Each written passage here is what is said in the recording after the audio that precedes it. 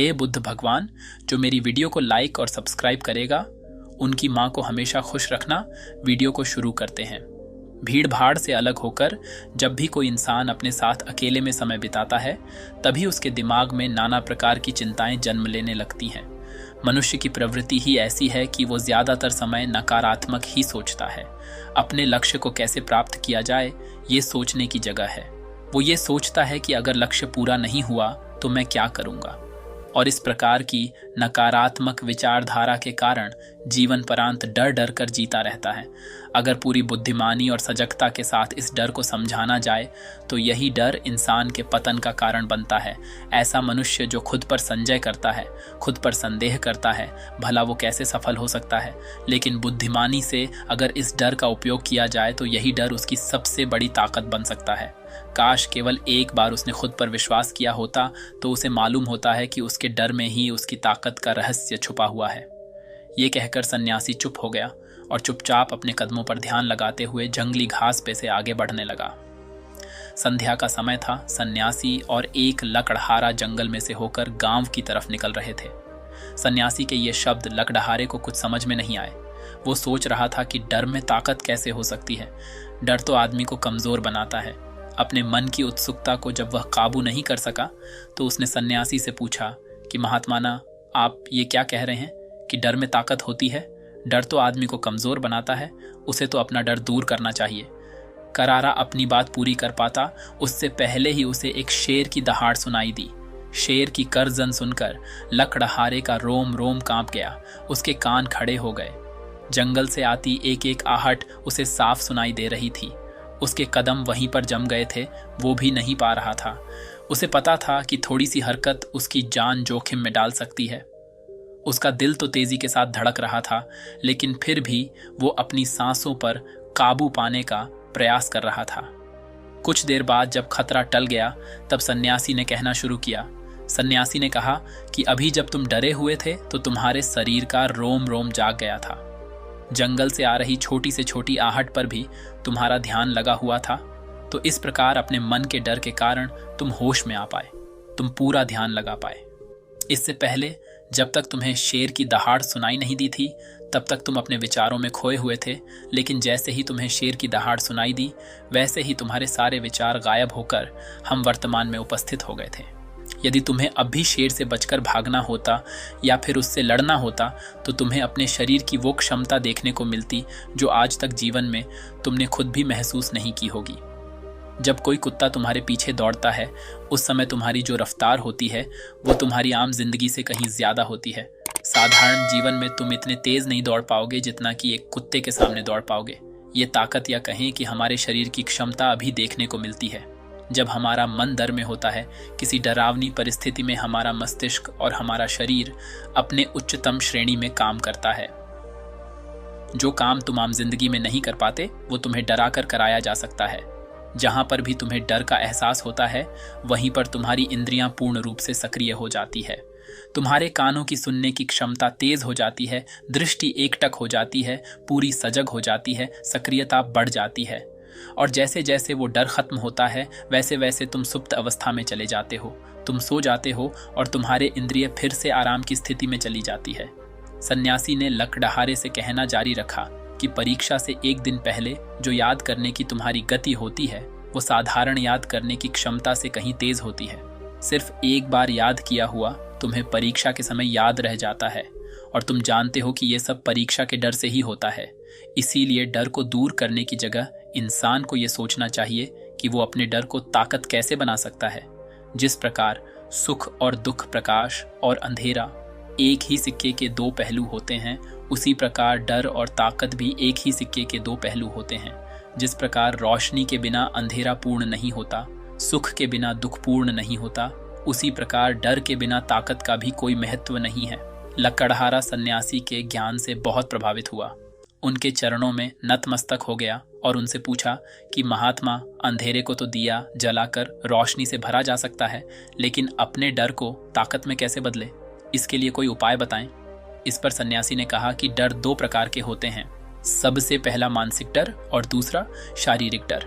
सन्यासी ने लकड़हारे को समझाते हुए कहना शुरू किया कि मान लो तुम्हें जंगल से होकर गुजरना है और अचानक तुम पाते हो कि तुम्हारे मन में शेर का ख्याल आ गया। अभी तक प्रत्यक्ष रूप में शेर तुम्हारे सामने नहीं आया है, ना उसकी दाढ़ सुनाई दी है, मतलब दूर दूर तक कोई अंदेशा नहीं है कि जंगल में शेर मौजूद हैं, लेकिन शेर का ख्याल आने से तुम्हारे मन में एक डर पनप गया। अब तुम्हारा उठने वाला एक एक कदम उसी डर से अभिभूत होगा। हर समय तुम्हारे मन में यही ख्याल चलेगा कि कहीं शेर ना जाए। ये शेर वर्तमान में तुम्हारे सामने नहीं है, ये तुम्हारी बहुविषय की कल्पना है। इसी प्रकार जो मनुष्य अतीत और भविष्य की चिंताओं में डूबा रहता है, वो मानसिक डर का शिकार होता चला जाता है। इसी विडंबना के कारण वो अपने जीवन में जीतने भी निर्णय लेता है। वो सारे मानसिक डर से ग्रसित होते हैं। इसीलिए ज्यादातर मनुष्य पूर्ण रूप से अपने निर्णय पर भरोसा नहीं कर पाते हैं, और यही निर्णय या फिर फैसले जो आधे मन से लिए जाते हैं, मनुष्य के कार्य को पूरा नहीं होने देते। लेकिन ये भी सत्य है कि मानसिक डर के कारण ही इंसान अपनी तैयारी पूरी करता है। अगर तुम्हारे मन में शेर का ख्याल नहीं आएगा तो तुम शेर से सुरक्षा के लिए कोई भी कदम नहीं उठाओगे। लेकिन अगर तुम्हें शेर का ख्याल आ गया तो तुम उससे सुरक्षा के लिए कोई ना कोई तरीका ज़रूर अपनाओगे। तो इसीलिए मानसिक डर बेकार नहीं होता, वो आपकी सुरक्षा को और ज़्यादा मजबूत भी करता है। लेकिन समस्या तब शुरू होती है जब आप चाहकर भी कुछ नहीं कर सकते, लेकिन उसके बावजूद आप मानसिक डर झेल रहे होते हो। उदाहरण के लिए कुछ मनुष्य हमेशा ये सोचते रहते हैं कि उन्हें कोई बीमारी ना हो जाए, कहीं उनके साथ कोई दुर्घटना घट जाए, कहीं उनके साथ कोई धोखा ना कर दे। लेकिन इन सब घटनाओं पर उनका कोई जोर नहीं होता है, ये उनके हाथ में नहीं होता है। अगर दुर्घटना होनी होगी तो होगी ही, अगर बीमारी होनी होगी तो होगी ही। अच्छा खान पान और अच्छी दिनचर्या का पालन करने के बाद भी अगर कोई मनुष्य बीमार हो जाता है तो ये उसके नियंत्रण के परे की बात है। अपनी तरफ से उसने पूरी कोशिश की और यही उसका कर्तव्य था, उसमें कोई कुछ क्या कर सकता है। जो घटनाएं इंसान की पहुंच के परे होती है वो उनसे भी परेशान होता रहता है, उनसे भी उसका मन घबराता रहता है, और यही मानसिक डर उसके पतन का कारण बनता है। और यही मानसिक डर अगर सही तरीके से इस्तेमाल किया जाए तो मनुष्य समझदार और अनुभवी कहलाएगा। जो इंसान ये सोचता है कि कांटे सिर्फ दर्द देने के लिए ही बने हैं, वो ये भूल जाता है कि कांटे ही फूलों की रक्षा करते हैं। इसी प्रकार एक ज्ञानी मनुष्य किसी भी चीज़ का उपयोग अपने सकारात्मक तरीके से कर सकता है, लेकिन एक अज्ञानी मनुष्य है अपनी अज्ञानतावश उन चीज़ों को भी छोड़ देता है जो उसके लिए उपयोगी होती हैं। विवेकशील मनुष्य फेंके गए पत्थरों का भी महल खड़ा कर लेता है, लेकिन एक वैज्ञानिक मनुष्य उन पत्थरों को दूसरों पर फेंकता रहता है। अगर किसी मनुष्य को अपने मानसिक डर को ताकत में बदलना है तो उसके कुछ नियम हैं, कुछ उपाय हैं। सबसे पहला उपाय अपने विचारों का निरीक्षण। अगर हम अपने जीवन में अपने विचारों का निरीक्षण करेंगे तो हम पाएंगे कि ज़्यादातर विचार हमारे काल्पनिक होते हैं, और इसीलिए जो डर उन विचारों के कारण पनपता है वो भी काल्पनिक होता है। ज़्यादा सोचने वाले लोगों को जब सोचने के लिए कुछ नहीं मिलता तो वो निरर्थक बातों के बारे में सोचने लगते हैं, और वो बेकार के विचार उसे तो परेशान करते ही हैं, साथ के साथ उसके परिजनों को, उसके सगे संबंधियों को भी परेशान करते हैं। इसीलिए ज़्यादा सोचने वाले लोगों को यह समझना चाहिए कि मन में उठ रहे तमाम विचारों में से काम के विचार कौन से हैं और बेकार के विचार कौन से हैं। जो निरर्थक विचार हो उन्हें दूर करते जाओ, और जो सार्थक विचार हो उनको गहराई से सोचना शुरू करो। तभी तुम्हारी समस्याओं के, तुम्हारी उलझनों के उपाय निकलेंगे।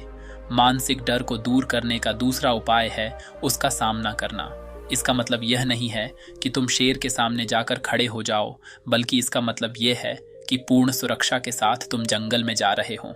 यदि जंगल में जाना बहुत आवश्यक है तो तुम शेर के डर से अपने घर पर नहीं बैठ सकते हो।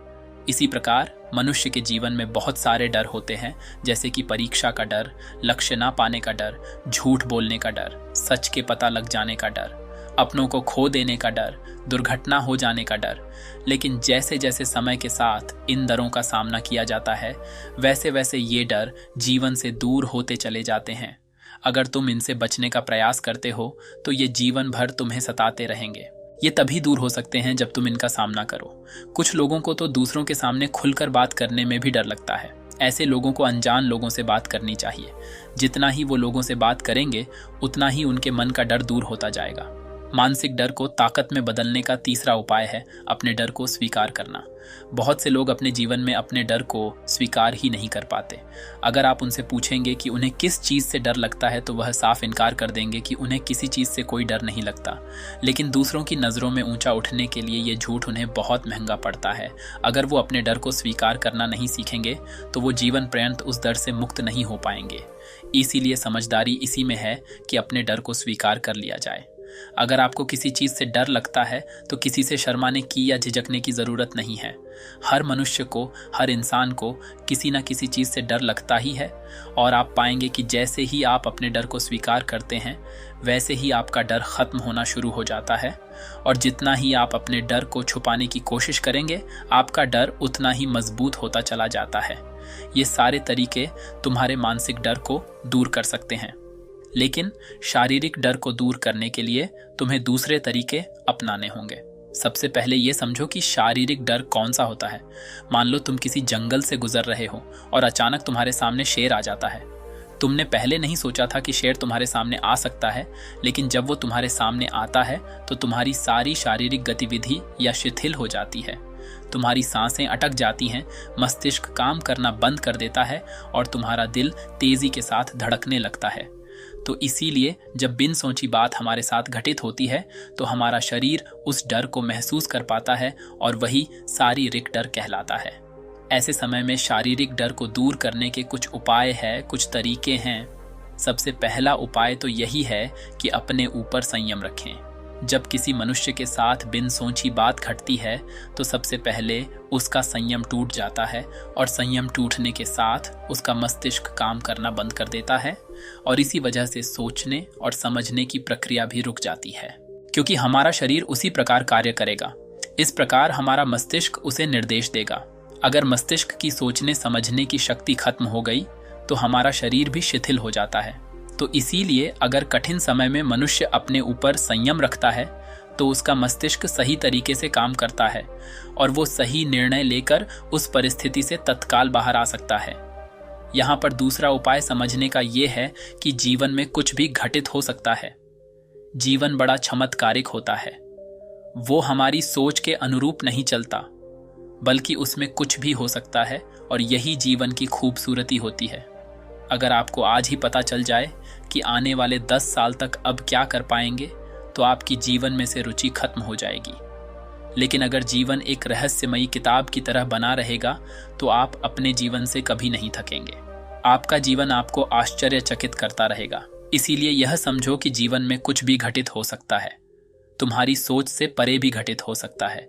इसीलिए कुछ अनुमान मत लगा लेना। किसी सोच को लेकर सन्यासी ने अपनी बात खत्म करते हुए कहा कि इन तरीकों से तुम अपने मानसिक और शारीरिक डर को दूर कर सकते हो और आनंद से भरा हुआ जीवन जी सकते हो। तो दोस्तों, कैसी लगी ये कहानी आपको कमेंट सेक्शन में कमेंट करके ज़रूर बताना। नमो बुद्धाय।